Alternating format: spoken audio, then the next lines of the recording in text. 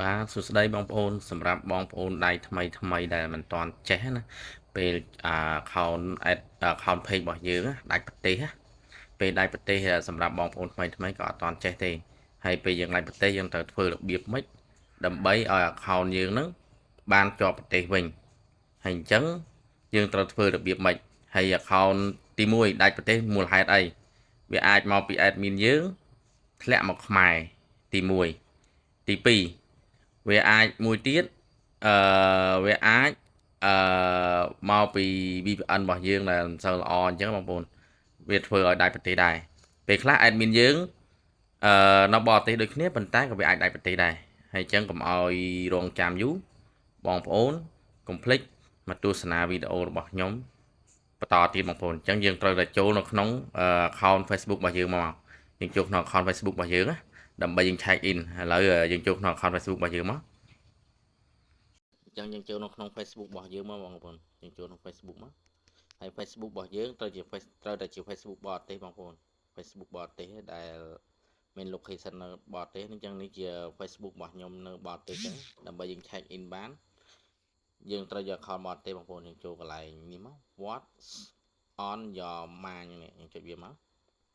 បន្ទាប់ពីយើងចុចកន្លែងហ្នឹងហើយបងប្អូនយើងចូលកន្លែង check in នេះបងប្អូនចុចកន្លែង check in នេះមកហើយចង់ដឹងថាយើង check in របៀបម៉េចនេះយើងចុចកន្លែង search បងប្អូនសំខាន់ account admin បងប្អូននៅណាបើ account admin បងប្អូននៅថៃបងប្អូនវាយនៅថៃនៅជប៉ុនវាយតែជប៉ុនបើបងប្អូននៅសហរដ្ឋអាមេរិក Los Angeles អញ្ចឹងបងប្អូនវាយ United States ក៏បានវាយ Los Angeles ក៏បានដែរវាយតែប៉ុណ្នេះវាចេញបងប្អូននេះអញ្ចឹងយើងចុច Los Angeles នេះមកចុចលើវាមកហើយបន្ទាប់មកបងប្អូនចុចពាក្យថាផុសហ្នឹងទៅវាទៅឲ្យបងប្អូនបន្ទាប់ពីបងប្អូនផុសទៅឲ្យវាផុសចេញបងប្អូនផុសវាចេញទៅនេះវាចេញហើយយើង check in ម្ដងមួយថ្ងៃម្ដងបើសិន check ម្ដងហ្នឹង account admin page យើងអត់ page របស់យើងអត់មកវិញយើងអាច check in ថ្ងៃបន្ទាប់ម្ដងទៀតនិយាយដូចmình check in 2 3ដងណាវាមកបើពេលវាមកវិញចាំយើងឈប់ check in បើវាថ្ងៃនេះយើង check in អត់ឈប់ទេថ្ងៃស្អែកយើង check in ទៀតស្អែកអត់បានទេថ្ងៃបន្ទាប់យើងត្រូវតែ check in បន្ថែមទៀត check in រហូតដល់ account បរទេសយើងមកវិញយើង check in ដូចខ្ញុំធ្វើតាមប្រាប់រាល់ដងទៅបានការស្រេចអញ្ចឹងវីដេអូបង្រៀនរបស់ខ្ញុំអំពី check in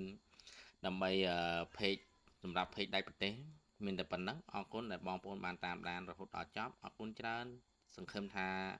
បងប្អូននឹងបានយល់មេរៀនរបស់ខ្ញុំខ្លះៗអញ្ចឹងយើងនឹងអាចជួបគ្នានៅវីដេអូក្រោយទៀតអរគុណជម្រាបលា